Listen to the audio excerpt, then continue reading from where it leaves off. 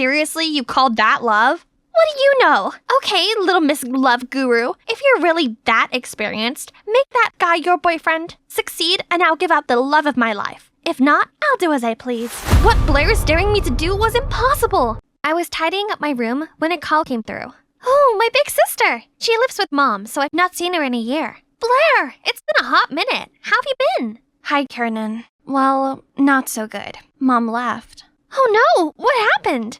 Then Blair told me it's due to Mom's debts. She had run away from the loan sharks and left my sister behind. That's awful. So I told her to come to Portland and live with us. She agreed to come, but then I realized that Blair staying here wasn't really down to me.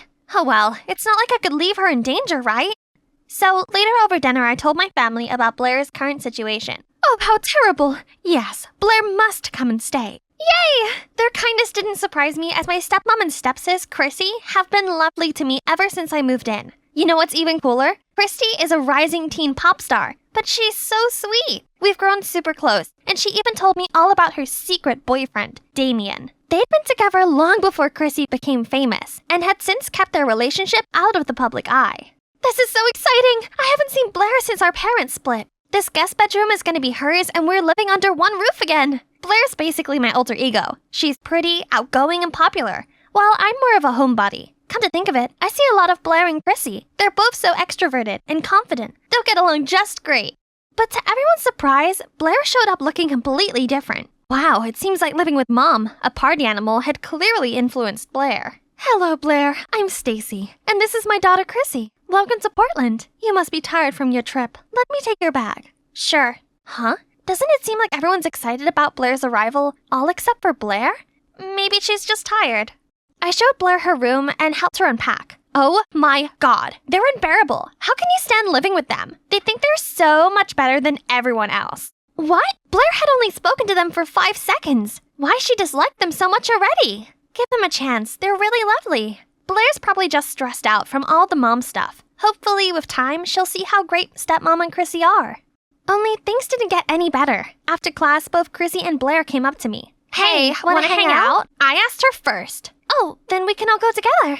Sorry, Chrissy. It's just that we haven't seen each other in ages, and there's a lot of catching up to do. Maybe we can go to Sephora tomorrow to check out that new Anastasia palette you like. Sure, have fun. Then Chrissy left. I'm sure she really wants us all to hang out. Oh, please. She thinks just 'cause she's popular, she can always get her own way. She's mid. Okay, maybe it's best not to mention either of my sisters to one another to avoid World War III.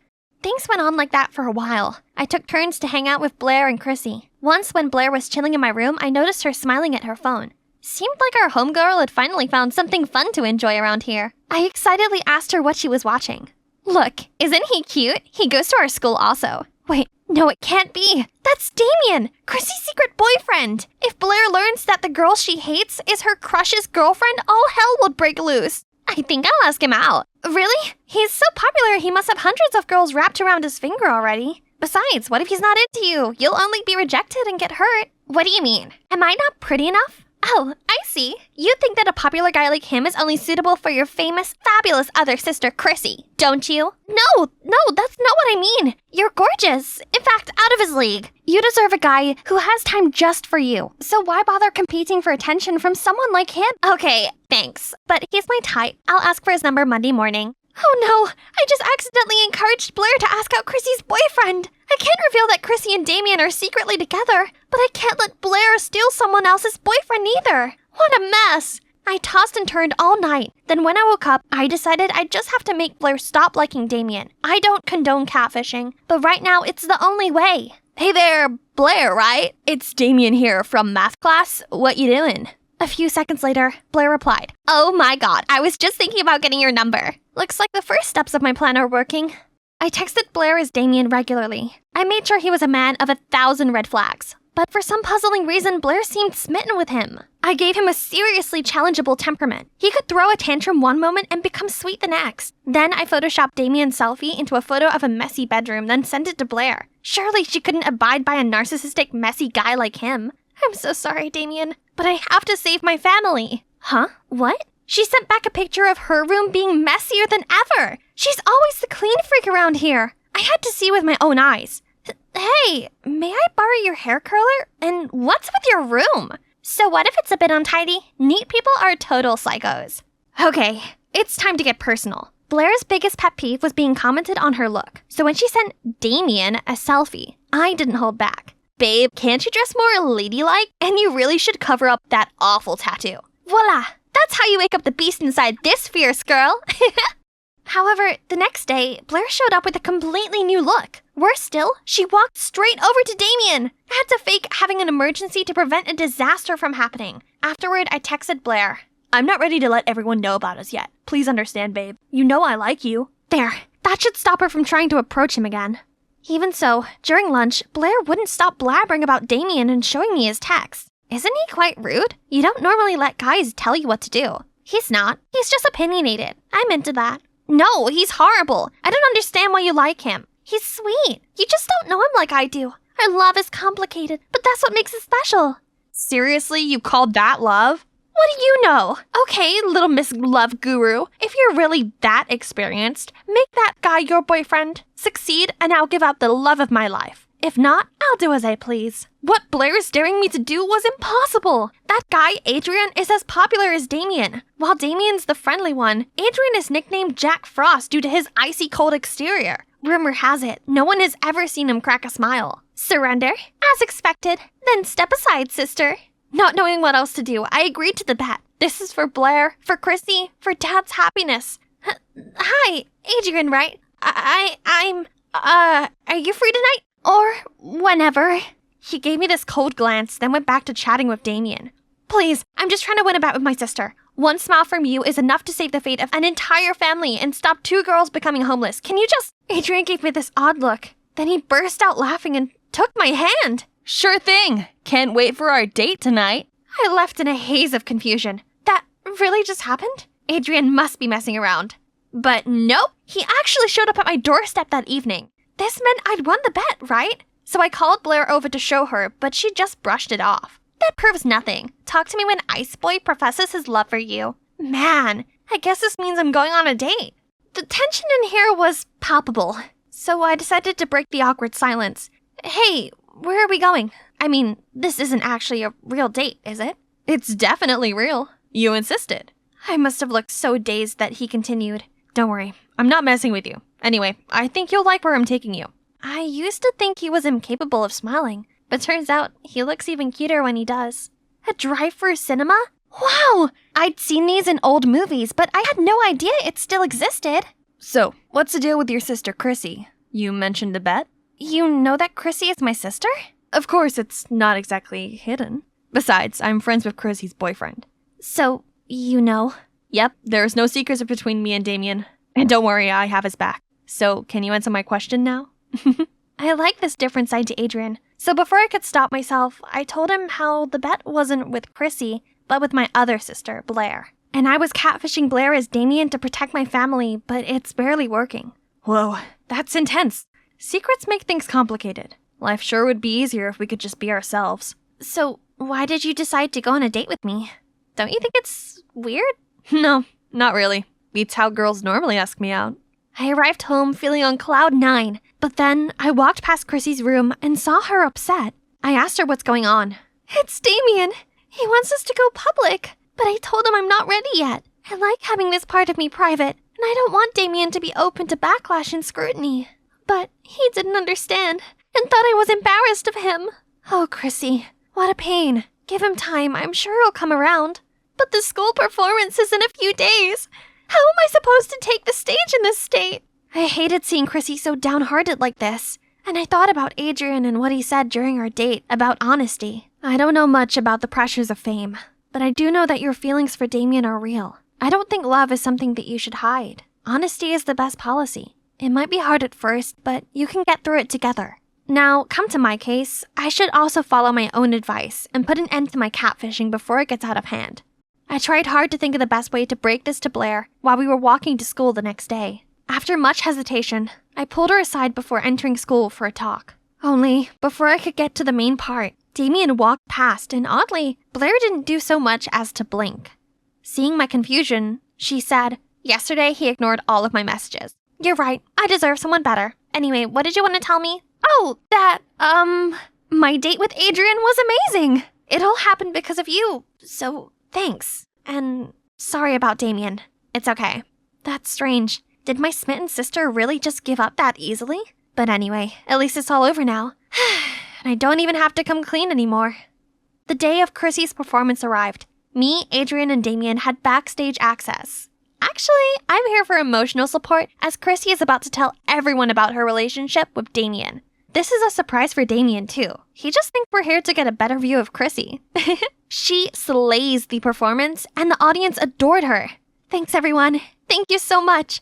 Actually, today is an extra special day because I have something. But suddenly Blair stormed onto the stage and snatched Chrissy's mic. How about making it even more special with this breaking news? Everyone, she's had a secret boyfriend all this time. She made the poor guy hide in the shadows so she can keep her squeaky clean image. She's lied to you all for years. Is someone like that worthy of your support? Blair ran off as soon as she finished. Boos start coming from the crowd. Many people began commenting on the situation in true TMZ fashion. What is this, 2009 VMA? No way! My Chrissy is taken? Meanwhile, Chrissy had a panic attack and froze there on the stage. I didn't know what to do. Neither did Damien. Luckily, Adrian kept calm and grabbed the walkie-talkie, connected to Chrissy's in-ear. Chrissy, listen to me. In times like these, there's only one way out, and that's confronting the truth and taking back the narrative. I looked at Adrian and realized something about my own problem. More on that later. For now, let's see how Chrissy handles this. Well, there goes my big reveal. Yes, I'm in a relationship, but I only kept it quiet because I wanted to separate my personal life from my professional one. Being a public figure and a teenager at the same time is not as easy as you might think. So I didn't want to drag my loved one into that life too soon. On reflection, maybe this wasn't the best way to deal with this. I won't hide anything from my fans anymore, and those who truly support me won't judge or speak badly of my decision. Everyone, I want you to meet Damien, my boyfriend. The audience went wild. Aw, this is so cute. But I still had one more problem to deal with. Blair! I looked everywhere and finally found her hiding under the bleachers. Blair, it's just me. Please come out.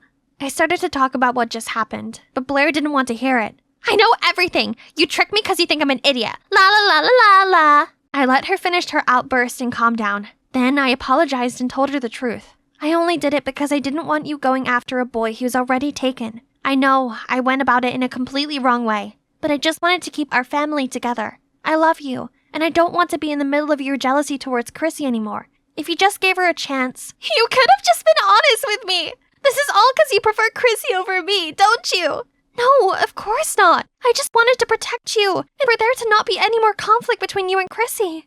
I'm so sorry. Please forgive me. Actually, I'm not jealous of Chrissy because she's famous and gorgeous. It's actually because you guys are really close. We used to be that close when our parents divorced, and now it's like I've been replaced. Blair's honesty touched me in the feels. I gave her a big hug, but then realized that we weren't alone. Actually, I'm jealous of you, Blair. You're all Kieran Eva talks about. And I feel that, even though we're close, I can't compete with her real sister. Oh, so the tension between them wasn't just over a boy. It was actually over me. To me, you're both my real sisters, and I love you dearly. Come on, sisterly cuddle. Oh, by the way, how did you know that I was pretending to be Damien? I overheard your conversation with Chrissy. It didn't take much digging around to figure out it was you texting me, not the real Damien. While we're at it, I find it worrying you were still into him after all those red flags. In future, please let me vet your dates first. You're too easily blinded by good looks. Oh dear. That's why us girls have to stick together, especially when it comes to boys. Here, let me help. He stopped wincing the moment I applied it, and that's when it happened. With my head bent, my two big glasses slipped off easily. I was about to put it in place, but Noel stopped me, staring at me like I was some goddess. Wow, your face is really pretty. After that, everything changed. Hi, I'm Alaya, and I guess you could say I'm not your average teenage girl. While most people freak out over bugs, I keep them as pets. People didn't just avoid me like I was contagious. And it wasn't just because of the bugs. That was one crime. The second was having what everyone called the worst fashion sense in school. Here comes National Geographic. I can't tell if she's wearing a hoodie or hiding a whole beehive under there. She's such a freak. Ew! I often turn a blind eye to the whispers behind me, but this insult crossed the line. Want to find out? For the record, my glasses weren't some fashion statement. I'm long-sighted. But the baggy clothes were my style. I hated tight clothes, okay? The teasing at school stung, but I wasn't a complete loner. I had someone who liked me with all my weirdness. What's with the long face? Someone called me a freak, Max. Don't listen to them, Bug Boss. They're just jealous because your life is more exciting than theirs. Max is my best friend, and probably the only person who didn't freak out over a praying mantis or tarantula on my shoulder. Like me, he was a social outcast. Too smart, too blunt, and too real. We've been friends since junior high. He wanted to be an astronaut, while I wanted to save bugs. Though our dreams were so different, he was always attentive and even helped me build a tiny bug hospital out of an old shoebox. What I didn't know was, Max was hiding something from me. Noel. The definition of a walking Greek god with perfect hair and a jawline so sharp it could slice cucumbers. He was popular, confident, and probably had no idea I even existed. But it didn't stop me from watching him every afternoon after school.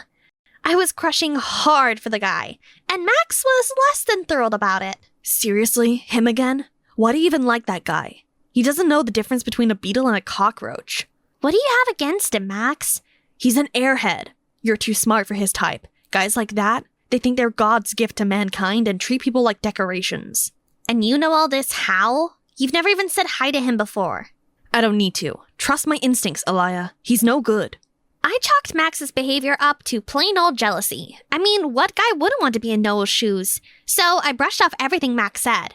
I kept wishing Noel would see me one day and maybe return my feelings. But I should have been careful what I wished for. One day after school, I was watching Noel's practice from my usual safe, stalkerish distance when he tripped and fell, scraping his knee hard. His team tried to disinfect it, but he was thrashing around and screaming like a toddler. I couldn't bear seeing the love of my life in pain, so I ran to him, pushed past his teammates, and pulled out my homemade bee honey, natural stingless antiseptic. Duh. Here, let me help. He stopped wincing the moment I applied it, and that's when it happened. With my head bent, my two big glasses slipped off easily. I was about to put it in place, but Noel stopped me, staring at me like I was some goddess. Wow, your face is really pretty. After that, everything changed. He started texting me, walking me to class, calling me cute nicknames, bringing me flowers. Before I knew it, I became the center of Noel's world. And when he outrightly asked me out, I felt like I was floating. But the Noel I had built up in my head was not the Noel I ended up dating. He was too controlling. He always did whatever he wanted without thinking about how I felt. No glasses, babe. Your eyes are too pretty. Try contacts instead, He was too affectionate, even in front of others, which made me feel awkward. He even complained about my sense of style. Oh, what's with you and clothes 3 times your size? Don't you have anything more fitting? Show off those curves a little. My girlfriend's gotta look hot enough to match me. We're definitely shopping this weekend. Got it?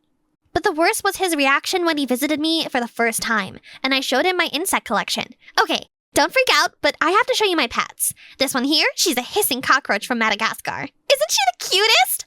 Oh my god, is that a cockroach? Take that gross thing away from me! Who in their right mind keeps cockroaches as pets? Disgusting! That moment hurt more than I expected, but Noel's love for me mattered more. It was the first time I had ever been loved, and by the boy I had always dreamed of, so I thought I should change to better fit him. And after that, I tried to act normal. I even wore contacts. I shoved my bugs under the bed, ditched my comfy clothes. I stopped being me. I couldn't even recognize myself anymore. All to keep a guy, because I believed dating him was a privilege. Max noticed, and he wasn't happy. However, after I changed, I thought our relationship would get better, but it didn't. Noel became distant from me. Max stopped talking to me completely, and that made me mad. Couldn't Max just be happy for me when I finally found the love of my life? His pettiness ended the strong friendship we had built for so many years, so I decided to confront him one day. Okay, what is your problem? As soon as he saw me, Max instantly switched to avoidance mode. I'm not leaving until you tell me what's going on. Why have you been avoiding me? I kept pestering him until he finally snapped. Look at you, Aliyah. You're turning into someone you're not.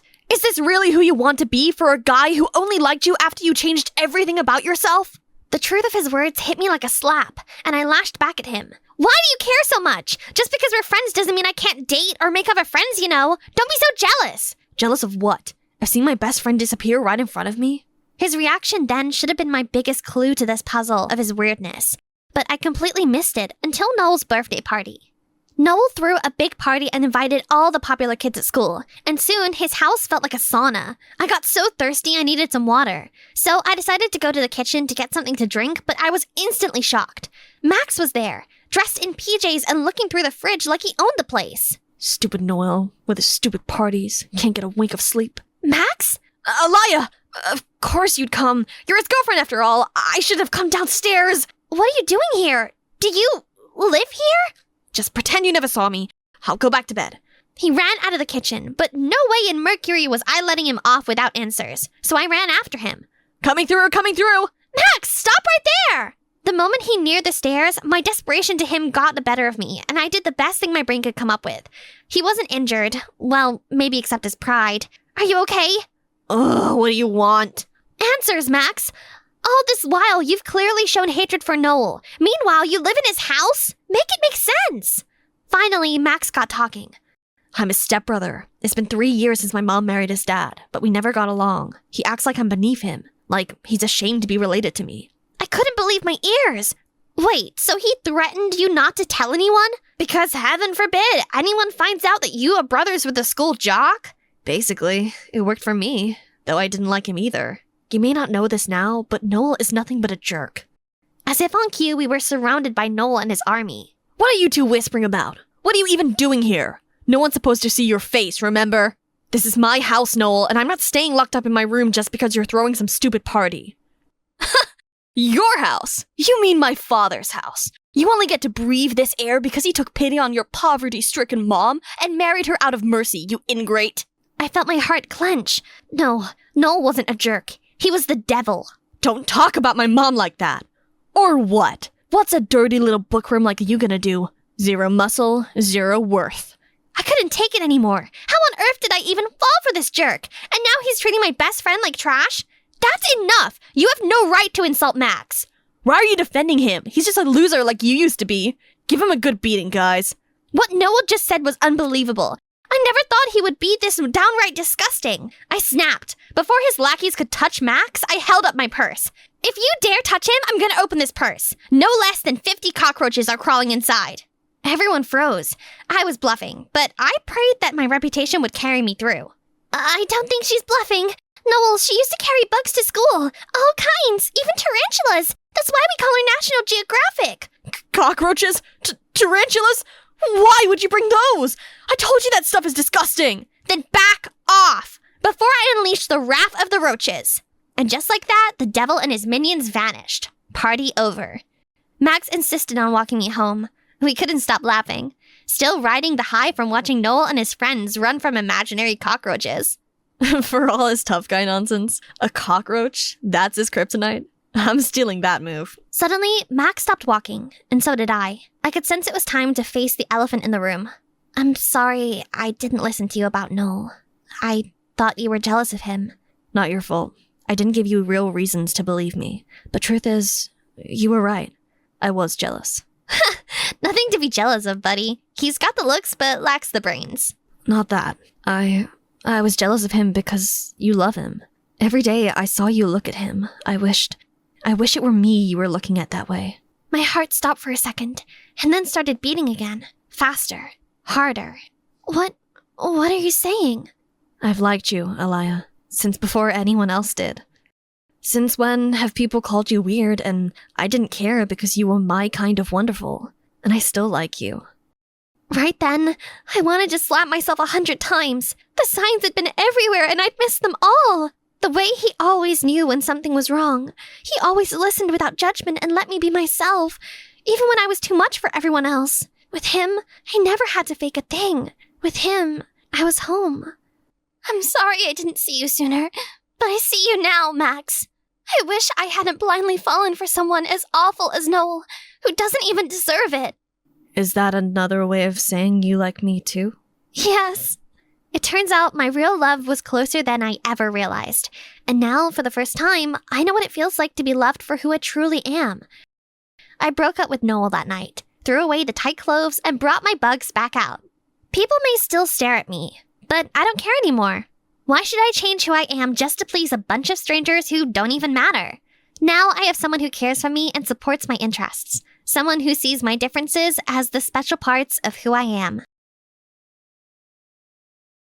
Hey, welcome to my coffee booth at Felton High's Flea Market. Just a second, I need to add the finishing touches to this latte. Perfect. Guys, try this. It's the special drink that I came up with for our 2-month anniversary, which, FYI, is today. How romantic. What's the name of this drink? I think Patrick should name it. We can call that Paige's Vom. You know, because it reminds me of when we were 5 and you threw up in the back of my mom's car during our road trip.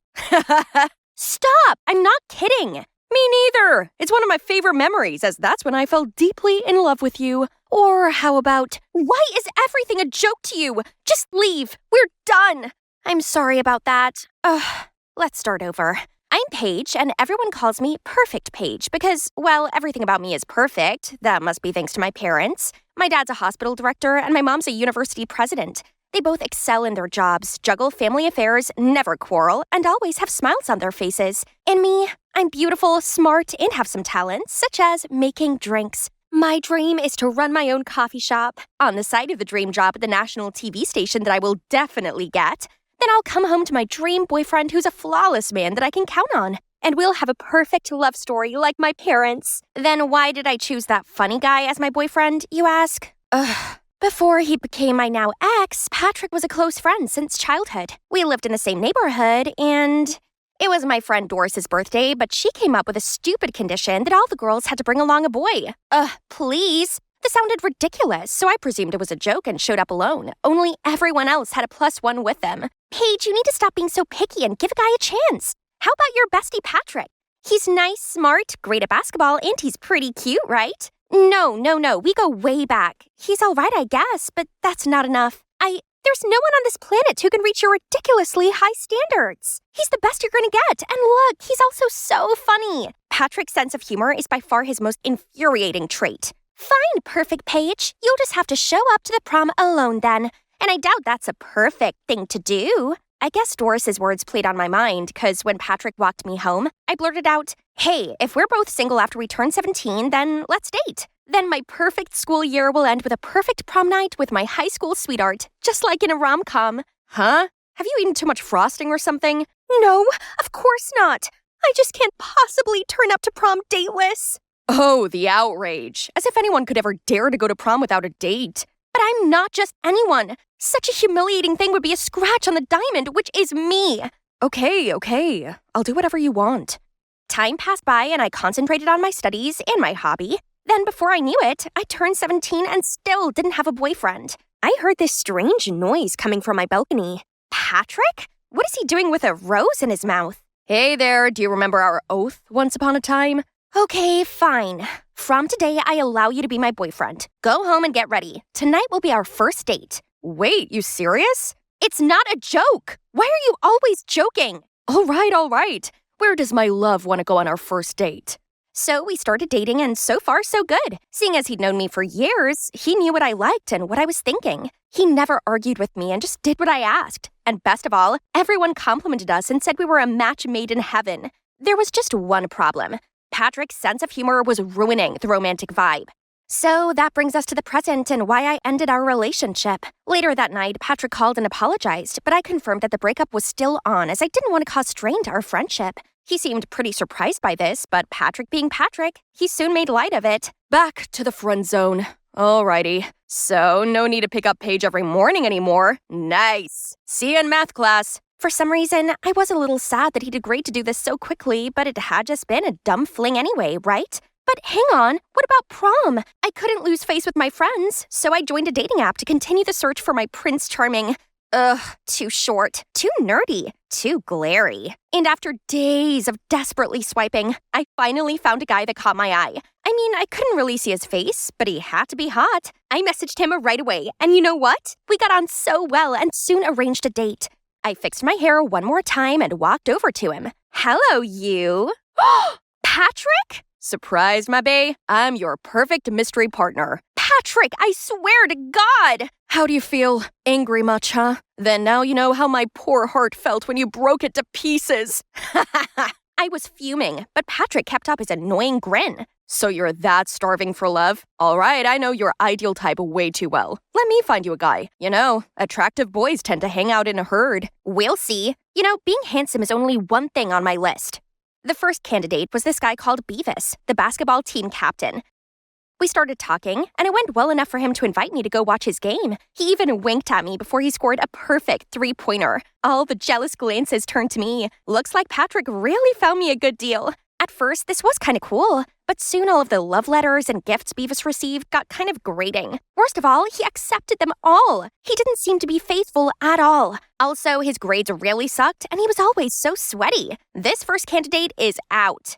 Next was Daniel, a cute genius who liked to invent things. I really love how passionate he looks when he's working on something. He's so talented. But he always showed up late to our date with the excuse there was some machine malfunction. His clothes were always stained with grease, and all he talked about was research. Oh, actually, I have zero idea what you're on about. You're so robotic.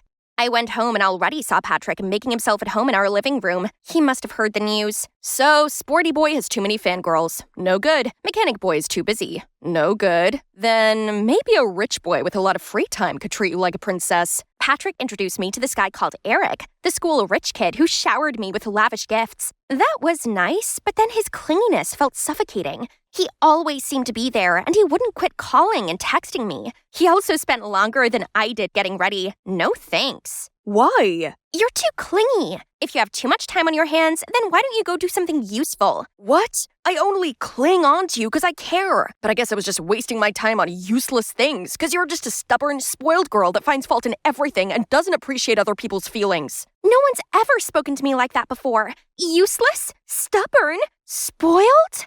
Eric's words were still echoing in my head as I walked home. Then I saw Patrick approaching. What's up? Who got you mad this time? Is it Eric? His downside is being too rich, isn't he? Not Eric, it's you! You deliberately set me up with those weirdos, didn't you? What are you saying? I only chose the guys that suit you best. No, they don't. I don't think you really understand me at all. Oh, really? How well do you understand me then? If you're that confident, then go find me an ideal girlfriend. Fine. Maybe you'll quit bugging me if you're taken. Turns out trying to find a girlfriend for Patrick was trickier than I thought. He's so friendly with everyone, I actually have no idea what his type is. Whatever, he made no effort to find me a nice guy anyway, so I'll just return the favor. Nope. Oh, Nina. I know her. A scandalous hot girl who always goes overboard on the wax statue makeup. I'm pretty sure she likes Patrick, as she's always cheering him from the sidelines during his games. Patrick, let's see what fun date you can have with this girl. The next day, I walked straight up to Nina and asked her if she wanted to go on a date with Patrick. She looked kind of surprised, but then after thinking it over, she agreed. They met at a cafe, and after I introduced them to each other, I sat at a nearby table and observed. I expected things between them to be super awkward, but surprisingly, they seemed to get along quite well. I couldn't hear what they were saying, but they kept bursting out laughing. They acted like they'd known each other for ages. Patrick and Nina bid farewell, and as soon as Nina walked away, I jumped out and asked, "How can you have fun chatting with Nina all night? Don't you see her laughing out loud? That's not very ladylike." So she's fun. Everyone has flaws, though I don't even think it's a flaw. It's cute. Fine, let's see how long you two can have fun. But in the following days, I still saw Patrick with Nina. Then at school, I overheard Nina talking to her friends. Tonight? No wonder you've been looking so happy all day. Of course, it's going to be a big confession. Huh? They've only been dating for 5 minutes. I wonder why Patrick liked Nina that much. So I decided to stalk them. I followed them to this posh restaurant. Ugh, so humiliating. Who would have thought that Perfect Page would do something like this? But there's no way back now. They spoke for a bit, then Patrick went to answer a phone call. I thought he was going to plan his confession or something. But then, to my surprise, a man swooped in and sat down with his arm around Nina. That's Beavis! What? How could they be so shameless? I quickly ran to find Patrick, who was chilling in a corner, so I quickly pulled him back to the table. Look, you're being cheated on. Cheated on? What do you mean? The girl who's been clinging onto you for days has been flirting with your teammate. Stop playing dumb, please. Nina is just my friend. She likes Beavis, not me. Nina clearly likes you. She follows you to every game. How could she switch to Beavis out of nowhere? You should defend me, not a stranger like her. Did you forget Patrick and I are teammates? Nina was actually there for me. I agreed to meet Patrick just because I wanted to ask him to talk to Beavis for me. Sorry for misleading you. What's with a bulldog's frown? We just successfully match-made a couple. Let's go give the lovebird some private space. I guess you'll have to find me another girl. Don't act like we're close. I don't want a flippant and heartless friend like you. You're the heartless one. You're making a mess with your ridiculous standards and expect others to follow all of that, then act like a victim? Don't you see how Patrick is the real casualty here? He tended to your absurd needs, even helped you get a boyfriend, yet all you do is treat him like garbage. Selfish Paige. You're not as perfect as you think. What? What do you know? You're just a plastic girl after all. Yeah, I might be plastic, but at least I realize what my flaws are to try to fix them. Unlike you. You call yourself a diamond when actually you're just a silly pebble. Was this really what people thought of me? I couldn't believe anyone would ever describe me with such ugly words. I ran home and shut myself away in my room. It made me so distraught knowing that other people thought I was bad like that. Mom came into my room to check on me and I ended up blurting everything to her. How everyone seemed to hate me now. How I might be alone for the rest of my life without finding my perfect other half and having a happy ending like Mom and Dad. Sweetie, everyone has flaws. I do, and so does your father. I can have quite the temper, but your dad always knows what to say and do to calm me down, while he is terrible at being romantic, so I have to give him hints now and then. Point is, we accept and love each other, flaws and all. That's the secret to a long and happy marriage. Talking to Mama really helped me understand that no one is perfect, and therefore my standards are unreasonable. I had some apologizing to do. I texted Beavis, Daniel, Eric, and Nina. Beavis replied straight away, telling me he was sorry too for what he said, but it came from a good place, and he's sure that I was better than that because he trusts Patrick's eye for people. Now there was just one last apology for me to make, and I needed to do this one in person. Oh, looks like he already found me. Hey, Shawty. Are you looking for me? The most handsome guy in town? Please stop. I came to talk to you about something serious. I came to see you too. Trust me, I didn't match you with those silly guys on purpose. In no way do I want to hurt you, because I like you, Paige. For real. Since when? I just thought we were just good friends. Since we started dating. At first I just went along with it, but gradually I found myself having real feelings for you. I'm so sorry for causing you trouble. Being around you makes my head fuzzy. I always crack jokes just because I want to make you smile, but turns out you don't feel the same. I will try to keep it down from now on. No, I'm sorry too. You don't have to change anything for me. It's the real you after all. I've truly learned it now. Nobody's perfect, and it's the way people complete each other's imperfections with their personality differences that tighten their relationships. And maybe being perfect is my imperfection. So now you have my permission to offset it with your annoying unseriousness. So, where were we? As a couple? Ha! Oh right, Paige's vomit. Shall we go home and make that signature drink again? Just kidding. How long is this gonna take? So much for taking care of me. Lex, starting today, I'm locking your phone and laptop away. Cruel! Isn't one leg cast enough punishment? Excuse me? You don't deserve to have a say in this. If you hadn't bought our daughter that death trap motorbike in the first place, she'd still be intact. Yeah, sorry for making sure she doesn't grow up boring like her mom. Yeah, another lecture on how irresponsible I was eventually turned into a quarrel between Mom and Dad instead. They stopped only when Mom needed to leave for her business trip in Egypt. I'm done arguing with you. I have a flight to catch. I've got my eye on you, young lady. All the way from Egypt? That's kinda hard. Well, at least Dad's here, so I won't be by myself. The next morning, I woke up to see a note stuck to the fridge. Alex, I'm shooting my new movie in Spain for a few months. There is a strict no-phone policy to avoid leaks. So if it isn't urgent, don't call me. Love, Dad. Seriously? Choosing work over me? Why am I still surprised? That's what you get when you have a world-famous actor dad and an award-winning photographer mom. They're rarely home, and whenever they are, they're constantly at each other's throats. All the more reason for me to hang out with my biker gang. I love motorcycles. They're my only getaway. But that's how I messed up my leg. In my defense, I could totally nail that trick and win their stupid bet, if it wasn't for that bumpy road. However, not a single one of my homies has checked on me since then. Not even my boyfriend Blake. But what's really bumming me out is that school's out for summer, yet I can hardly move. So, bored out of my mind, I came up with a new way to entertain myself, which was playing candid camera on this whole suburbia.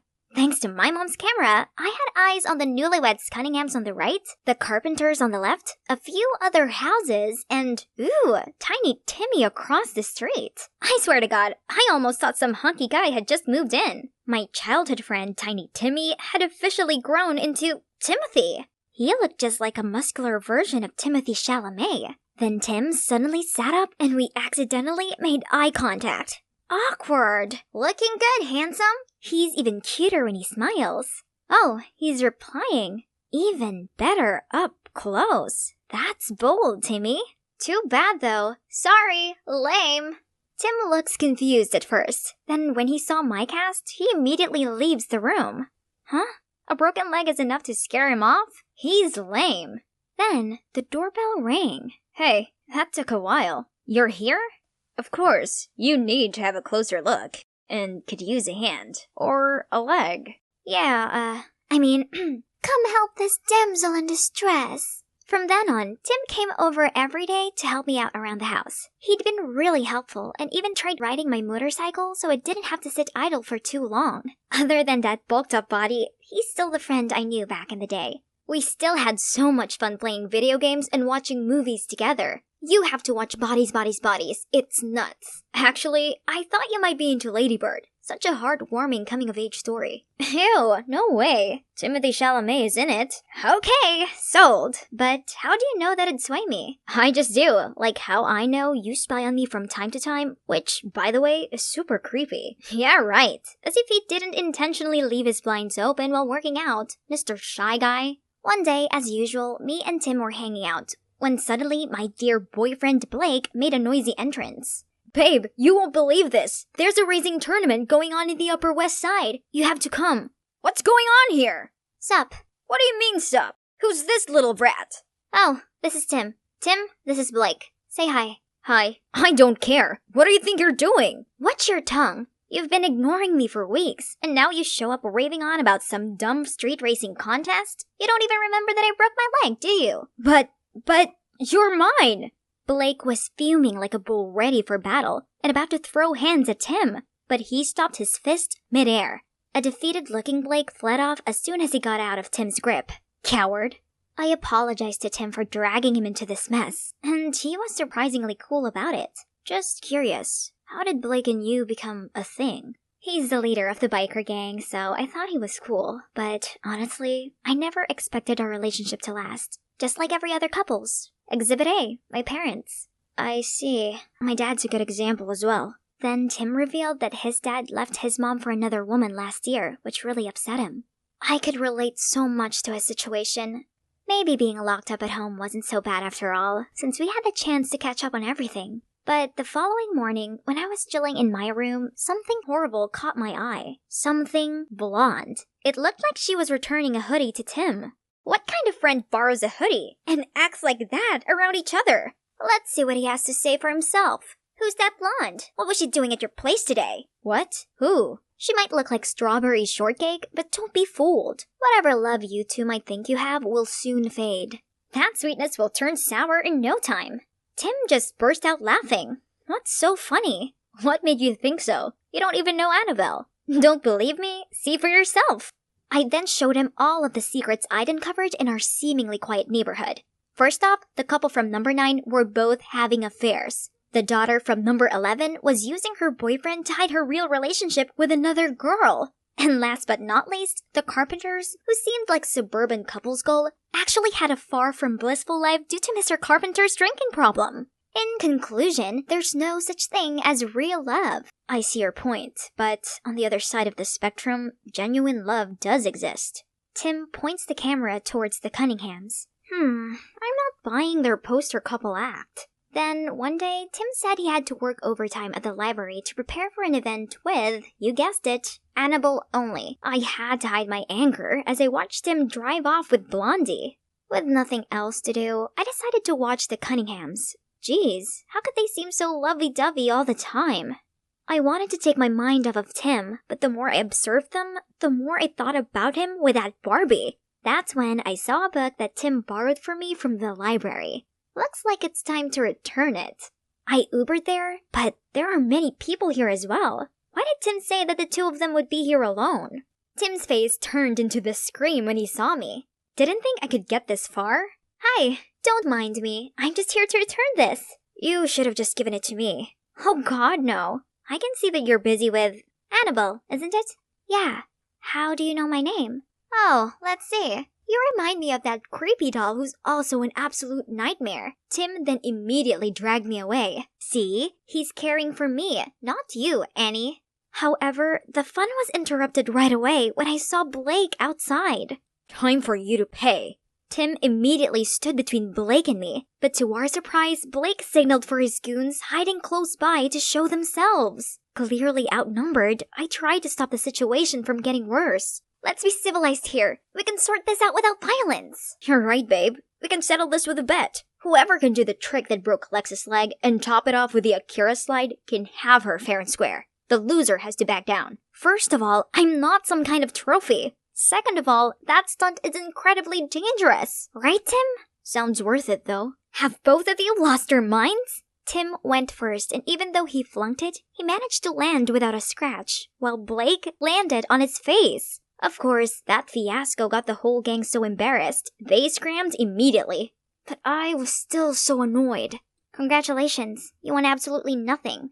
Not that I didn't care about him, I just couldn't stand his recklessness anymore. The next day, I was woken up by a doorbell. So, what are you here for?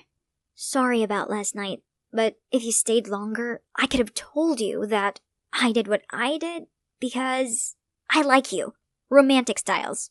I don't even remember since when, but I do remember how sad I was when we stopped hanging out. Believe it or not, I started working out just to impress you. Whoa, what? Tim explained that nothing was going on between Annabelle and him. They were simply co-workers.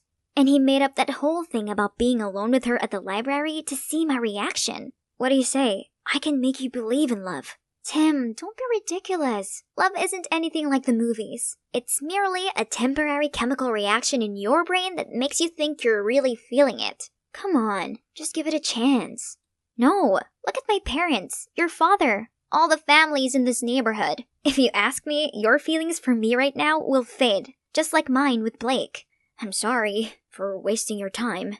I thought I was special enough for you to take a leap of faith. Now I know how wrong I was. He then left without another word. When Tim closed his blinds, honestly, I felt a sting in my chest. This is for the best, right? I can't deny the uneasiness I felt without Tim. It's not that he didn't want us to make up. I just didn't know how. Seeing how happy and smiley he was with her, my uneasy feeling only grew bigger. Is this what they call love? No. It's not real. Happy-looking families are not actually happy, and the Cunninghams are just good at faking it. What's that I'm hearing? Are they fighting? I saw the husband suddenly punch the wall with rage, then push the wife. I no longer had eyes on them, but could hear a huge commotion over there. What on earth is going on? Panicked, I called the cops right away. Wait a second, that means their happy marriage really was fake. I excitedly limped across the street to tell Tim about my discovery, then dragged him over to the Cunninghams' front lawn. However, when the cops arrived, both of them answered the door perfectly fine. Turns out they already knew about my spying, and were so annoyed by it, they decided to pull a prank on me.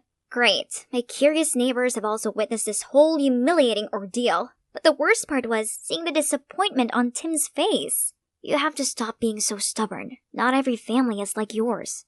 I couldn't say a word, not even when the cops gave me a warning. That night, I tossed and turned as Tim's words wiggled around my mind. Suddenly, something caught my attention. It's from Tim's house. Some flashlights were moving around. I tried calling Tim, but he didn't answer. Of course, he'd be in deep sleep by now. Calling the cops was useless because of that very recent embarrassing incident. That's it. I'm doing it myself. Out there on Tim's front lawn, my heart was beating like crazy. Thieves! Thieves! The startled thieves turned around, so I blared the air horn, then shouted, "Freeze! Stay where you are! Hands over your heads!" But obviously, I, a teenager with one working leg, never actually expected any criminal to stand still. They quickly got a hold of me, and right when I thought my life was over, "Get away from her!" Tim, thank goodness! Other neighbors also came and stopped the thieves. Tim called the cops, and this time they reported to the scene ASAP. Phew, that was insane.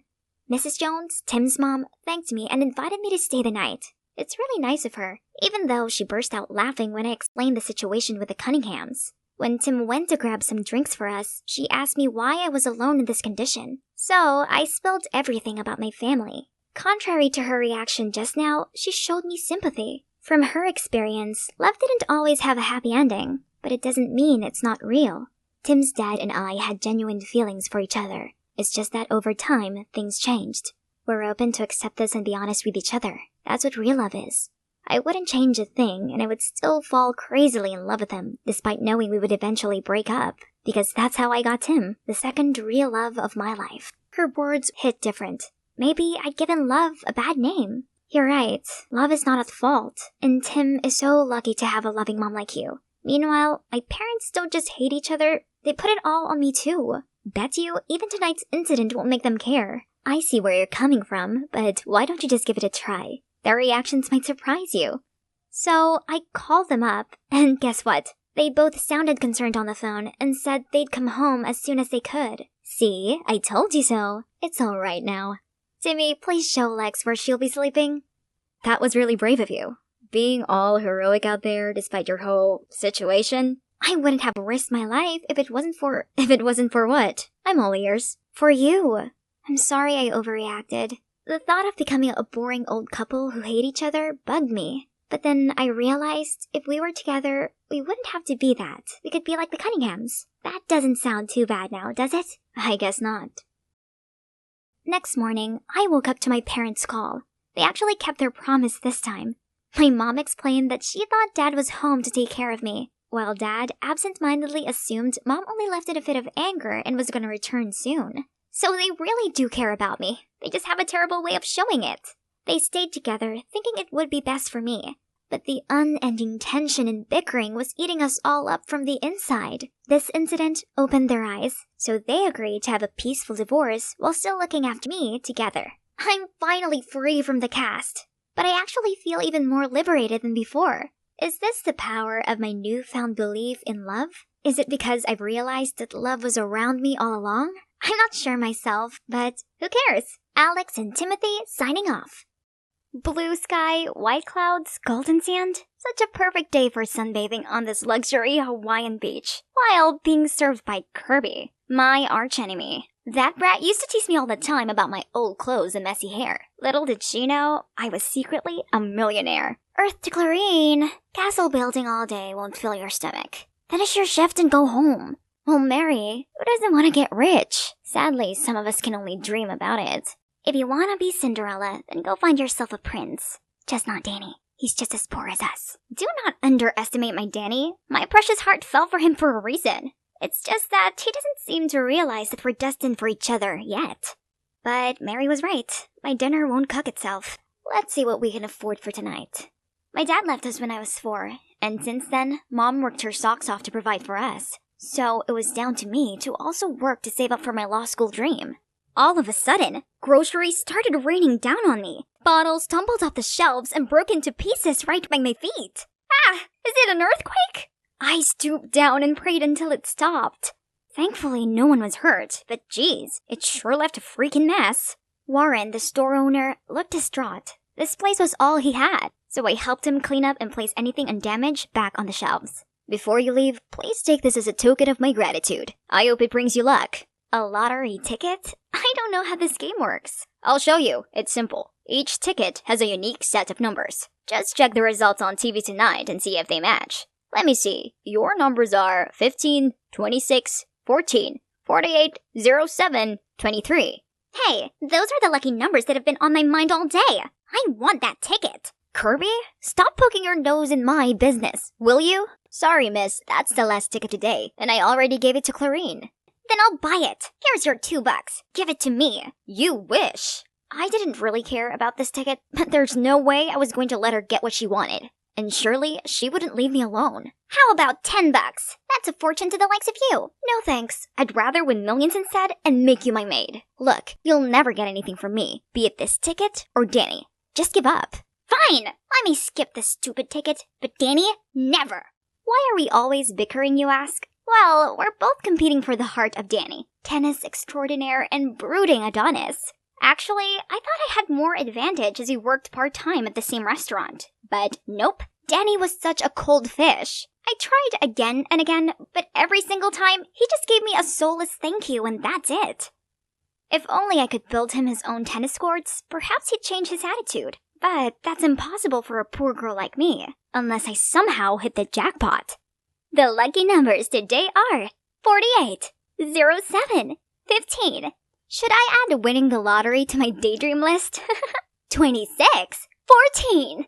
Is it just me, or do those numbers sound familiar? No way. It can't be. And the mega ball is 23. Now if your ticket has all 6 numbers, you win over $20 million. Play on. Me. I think I just become a millionaire. God had answered my prayers. What? Kirby's here too? The ticket must have hit it for real. I rushed there to rummage through the trash. And, here it is. It's mine. As if. Let's go ask Warren who this ticket belongs to then. Brilliant. And then give him a third of the prize? Do you really expect him not to ask for a share? Right. Okay, let it go and I'll give you a 30% share. Great ratio, but 30% is a perfect fit for you. I'll take 70%. And Danny. Oh, that's how you want to play. Fine then. How about whoever wins Danny's heart gets 70%? Deal. So we agreed to hide the lottery ticket in a trunk with 2 locks. Each of us kept 1 key to it. Then we buried it in a bush at school. Looks like the secret race between us starts now. Kirby wasted no time and brought Danny the showiest lunches ever. But he kept up his cold exterior and barely acknowledged her. Seems like I need a more delicate approach. So I told Mary to arrange a team-building game among the restaurant staff, in which we all had to answer the same questions to understand one another better. Oh look! He liked watching Star Trek, listening to Sam Smith, and reading Harry Potter like me. Oh, Danny boy, I told you we were destined to be a pair. Next question. What is the key to maintaining a long-term relationship? There's our very first answer. Feelings? Come on, Danny, be realistic. What uses do feelings have if you can even afford to go on a date? Poor people can also be happy in love, but I don't think pragmatic people like you can. No, he misunderstood what I meant. After that, he ignored me completely. Worse still, kooky Kirby never left him alone. She even brought the whole cheerleading team to do this ridiculous routine while he was playing. Who cheers on a tennis court? She was going big, so I needed to step up my game. It's time to bust out my college savings. I spent the whole day at the mall buying him gifts and giving myself a makeover. This is the first time in my life I've spent my hard-earned money without considering the price. It feels so good, but at the same time, kind of bad. But I could make it up with the lottery money once I got Danny's heart. Look, I saw this watch and I immediately thought of you. I even met a professional tennis player at the mall. Can you believe it? And they told me this racket is the best. What do you think? You're crazy. This costs thousands. Why are you doing this? That's not the reaction I was expecting. But I like you, Danny. I've not been brave enough to tell you this because I had nothing. But soon, my life would change and I can give you everything. I don't need those things. You're so wasteful and superficial. You really think money can buy anything, including feelings? Why was he so mad at me? I thought he must have noticed that I'd worked really hard for all this, and even made myself look prettier for him. Okay, he might not like my gifts, but is it so bad that I want to be a little generous to myself now that I have some money? Things got even worse when later I arrived at work to see Kirby booking out the entire restaurant to let her, Danny, take a rest and enjoy dinner with her. Fine, you win, Kirby. I give up. Nothing, basically nothing went the way I wanted. My luck, my money, my man. Now I'm fine with just the 30% God gave me. I'm done chasing anyone. Only my stray friends understand me. Muffin, brownie, Oreo. Wait, where's Cupcake? Looking for him? Let him go. This wasteful, superficial girl needs to make sure he's not starving. So you're the one who feeds them every day? Why do you care? Go back to your date with Kirby. I'm just a materialist who thinks money solves everything. I'm sorry for how I acted earlier. It's just that, at home, I'm surrounded by people who are all about money. So I hate that way of life. Why are you talking like you come from money or something? Yeah, kinda. My parents are the presidents of Sunland Corp. What? The biggest furniture corporation in the city? Unbelievable! So why are you working part-time at a restaurant? I want to earn my own money. An independent life suits me much better. You're so silly. Why struggle if you don't have to? If I were you, my life would be so different. I'd make sure that my mom didn't need to work all the time to make ends meet. I could even go to any expensive law school I want and care for all the stray cats and dogs I find. Surprisingly, this time, Danny didn't look at me with jaded eyes like before. Instead, he just listened patiently and gave me the sweetest smile ever. But not love. That's one thing money can't buy. How about Kirby? Did any of her grand gestures impress you? I prefer the cats. Our talk has confirmed that there's still a chance for me. Kirby's only advantage over me is money, but Danny doesn't care about that anyway. Is that the new student? Seems like Danny just found a worthy opponent. He's Finn. Look how he smiles whenever his opponent catches up a point. Wait, did you just call Danny someone's opponent? Someone has a new crush. Who? Don't talk nonsense. Right then, a ball zoomed toward us. And holy moly, Finn caught it just mere inches from Kirby's face. Are you okay? She's fine. Her face always turns red. Nothing to do with the ball. Kirby was so embarrassed that she ran off. It seems our race took a turn. But then, shockingly, Finn turned to me and asked for my number? Huh? Does my charm glow this much? Everyone knew I liked Danny, but he's such a riddle. Maybe I could use Finn as my last card to make Danny jealous and bait Kirby to give up on our deal. What a genius I am! Then, for the next few days, whenever Danny was around, I flirted with Finn and made sure Kirby saw us. One day, I made an excuse to borrow Finn's phone. Then I secretly used it to send Danny a message to stir up his jealousy. If you don't like Clarine, then let me play with this innocent girl for a bit. And Kirby also needs a kick to admit her feelings as well, right? Actually, I like you. Looking into your eyes, I know you also have feelings for me. So... And finally, I set a date for them at the tennis court tonight at 8. If Danny doesn't want me to get hurt and Kirby doesn't want to miss her true love, they'll show up. Then I covered up my tracks, blocked both our numbers, and returned his phone. Thank you so much. Are you free tonight? Come to the tennis court. I have something important to tell you. Oh god, Finn looks like he just won the Wimbledon. That night, Finn got there early and was really excited. Let's see who'll raise the curtain. Ah, it's Kirby. Oh, Finn, you had me at hello. But admitting my feelings means I lose the deal with Clarine, so... What do you mean? What deal? No, don't get me wrong. Actually, we won the lottery and made a deal to share it. Anyways, silly me. Money can't compare to you. Lottery? You two share it? Why did she even mention the money? Right when it's getting messy, Danny turned up. Bastard! Now you're two-timing? Danny, why are you here? He's just playing with you. This jerk is seeing both you and Kirby. Don't let him fool you. I think Finn is a nice guy. Plus, I've told you how I felt, but you've never seemed to like me back. So Finn told me he liked me. Clarine, I like you. More than you know. Can't you see? I've given a lot of hints. I always make excuses to go home with you. I told you that feelings are the most important thing to me. As in my feelings for you. Really? Idiot. How am I supposed to pick up those hints? So this daydreamer wasn't just imagining things? Turns out my plan actually did succeed. Kirby, it's true. I do like you. But I thought you were out of my league, so I just wanted to ask Clarine for help.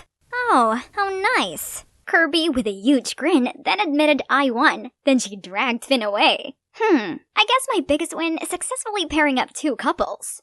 The next morning, Kirby and I opened the trunk to get the ticket. When to our utter shock, Finn swooped in and snatched it away. While we were still processing what was going on, he ran off with our millions. But then, a shadow sent him tumbling to the ground. Danny?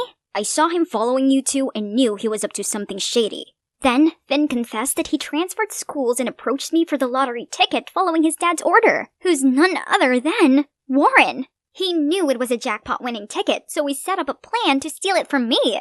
I'm so sorry. My dad's a gambling addict, which left him heavily in debt, and only this ticket could save him. Oh, Finn, I believe he's not a bad person. This ticket was originally from Warren anyway, so we both agreed to give him a share to pay off his debt. Finn was moved and handed the ticket back to us. On learning this, Warren thanked us and offered to drive us to Tallahassee to claim our prize. He even carefully got me to double-check that my ticket was in my purse. But halfway there, the car suddenly broke down, so the four of us got out and gave it a push. But as we started pushing, Warren suddenly sped away, leaving all of us standing there in shock.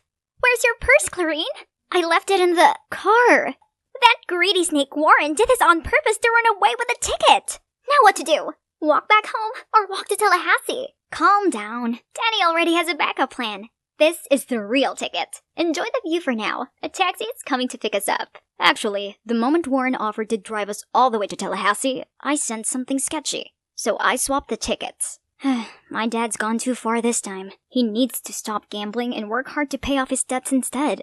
Finally, we got the cash prize. However, the four of us decided not to divide it anymore. Instead, we're building a shelter for stray animals together. Surprisingly, our project soon reached many philanthropists, and now our fund has been expanded across the US. Since then, Kirby is no longer obnoxious. Now she even wants to become a veterinarian. And me? I will continue to work my way into the law school of my dreams. My hard work has really paid off because they just sent me an acceptance letter. I might not be rich, but in all honesty, it doesn't matter, as I couldn't be happier. My phone beeped with a new message. Emma, I've got something to do nearby, so let's meet there. See ya. It was from Tony, my childhood friend from the orphanage back in Missouri. Yep, that's right. I ended up in an orphanage after my mom passed away when I was only 4 years old. But things were even worse for Tony and him. They'd been left outside the orphanage door without anyone even knowing who their parents were. And now here I am, on my way to visit his grave, as today's his death anniversary. Time flies. I can hardly believe it's been 10 years already. I picked up some flowers, then drove to the cemetery. Tony was already there waiting for me. I smiled and waved, but my heart felt heavy. Back when we were 14, we'd been joined at the hip, Tony, Thomas, and me. I had a secret crush on Thomas, but I never got the chance to tell him. It had all happened so fast on that day. We were just kids, young and dumb. We'd snuck out to go play by the riverbank. One minute we were splashing each other in the river. The next moment, Thomas was being carried away in the current. I tried to save him, but Tony pulled me back to shore. Even thinking about it now, I still couldn't help but burst into tears. Don't cry, Em. I'll always be here for you. And I knew he would be. Deep down, I knew Tony always had feelings for me. But I didn't feel the same way. After that, Tony drove me home. Seeing my exhausted look, he said before I went inside, Get a good night's sleep, Em. Remember, we've got that interview tomorrow. Gosh, I almost forgot. Tony probably thought I was the worst employee ever. And yes, you can guess it. Tony is my boss. After years in the orphanage, he was adopted by a super smart family that had inspired him to strive to become someone important, and he'd eventually built a food startup. Anyway, the following morning, despite still feeling worn out, I had no choice but to put on a brave face to go to work, as I had a marketing team to lead. But as I walked into the lobby, a guy bumped into me. He helped me up and frantically apologized, explaining he was in a rush. I looked up and was about to nag him, but wait, why does he look so familiar? In fact, he looked exactly like... It's you! You... I stammered, but I couldn't even finish my sentences because he'd rushed into the lift and the doors had closed. I must have been seeing things. Honestly, throughout the whole interview, I could barely concentrate. Could there be two people looking that similar on this earth? I was lost in thought when the next applicant came in, and it was him! Both Tony and I stared in shock. He was the spitting image of Thomas. But he couldn't be. I mean, Thomas had died years ago. We both were too stunned to say anything until his voice broke the silence. Hi, I'm Dustin, and I'm here to interview for the marketing position. I looked at Tony, and he looked just as confused as I did. But, yeah, it wasn't Thomas. This guy was from Illinois and had never even been to Missouri. Okay, so here's Thomas's doppelganger. Fair enough. The interview went well, and even though he was a bit arrogant, he knew what he was doing, so we hired him. When I left the room, surprisingly, Dustin was still waiting for me outside. He offered to treat me to lunch as an apology for earlier. I agreed, as I was desperate to ask him more questions. During lunch, I kept mentioning the orphanage, some of Thomas's hobbies and things he hated, but Dustin didn't even bat an eyelid. I was disappointed, because I really hoped Dustin would actually be Thomas. That night, I barely slept. I couldn't stop thinking about Dustin. It's ridiculous, but I still had a strong feeling that he really was my childhood sweetheart. Suddenly, I got a message from Tony. Saw you hanging out with Dustin. Wake up, Em. He's not Thomas. Ugh, I didn't need to hear that. The next day, I couldn't take my eyes off of Dustin. At lunch, I watched as he put honey on his watermelon, and I almost freaked out. That was exactly what Thomas used to do. Oh my, I blurted out. I then told Tony what I just saw as soon as he sat down, but he just laughed and said, Honestly, Em, tons of people do that. Do you really think that our Thomas could be that arrogant? Seeing that I was still unfazed, he continued. But if you still want to check, just give him a peach. Things can change, but allergies don't, right? OMG, Tony was a genius. He probably was just kidding, but I was super serious. So the next day, I bought Dustin a peach pie to welcome him to the team. But to my surprise, he ate it up with pleasure and seemed totally fine. Okay, clearly I needed to let this go. He wasn't Thomas. End of. But if only things were that simple. And even though I knew Dustin wasn't Thomas, I still felt attracted to him. He was smart and sweet, and so much fun to be around. Eventually, we started hanging out and became very close. We didn't actually make anything official, but we were low-key dating already. However, it was impossible to hide things from Tony. One time, our company went on a team bonding weekend, and we'd arranged a tennis competition.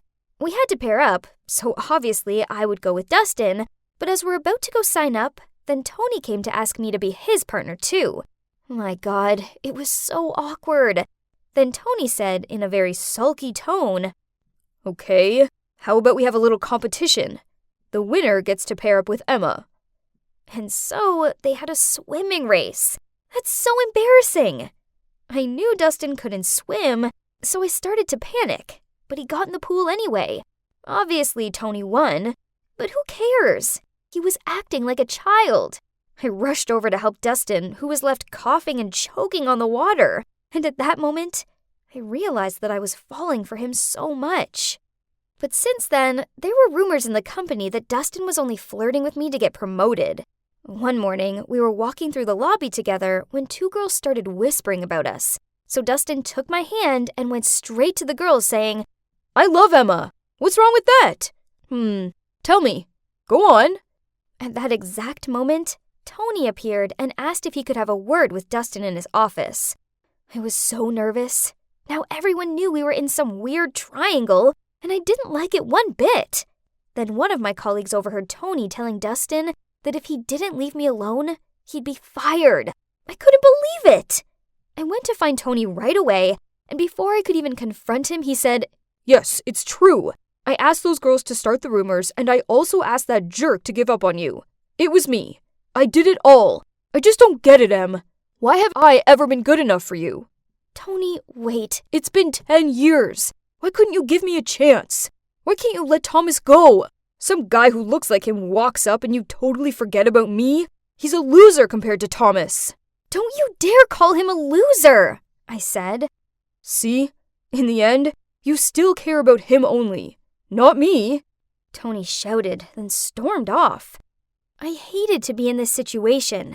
On the one hand, I truly liked Dustin, but Tony was not only my lifesaver, but also my best friend, who'd stuck by my side through all the highs and lows. What a dilemma. In the end, I decided to have a little space from Dustin, just until things cooled down. Maybe then the rumors would stop and people would quit being so negative about him. But that wasn't to be so. You see, our new product that hadn't even been released yet suddenly appeared on the website of our direct competitor. Someone must have leaked the confidential file. But who? An investigation was opened and all of our computers were checked. You won't believe it, but the IT team had been able to recover a deleted email that had been sent to our rivals from Dustin's outbox. Dustin denied it, and he demanded to check the CCTV. That's how we caught Mike, one of our senior employees, at Dustin's computer sneakily doing something. And to think, he'd put the blame on Dustin. After the truth came out, I went over to Dustin, but he seemed mad as he said, You think I'm a jerk too, don't you? That's why you've been giving me the cold shoulder. I told him I never believed he'd done it. Then I took his hand. I'm so sorry. It's just that I've been through some stuff. Then we hugged. Oh my, I'd missed him so much. But the drama didn't end there. The info leaked had caused our company huge losses. We had thousands of meetings, and the stress was unreal. Feeling so deflated, I went up to the rooftop to get some air. Suddenly, I heard Dustin's voice somewhere. He was on the phone with someone talking about some plan to steal our company's products. No way! Without even thinking, I charged over and snatched his phone away to see that he was talking to Mike? Oh my God! Had they been accomplices from the beginning?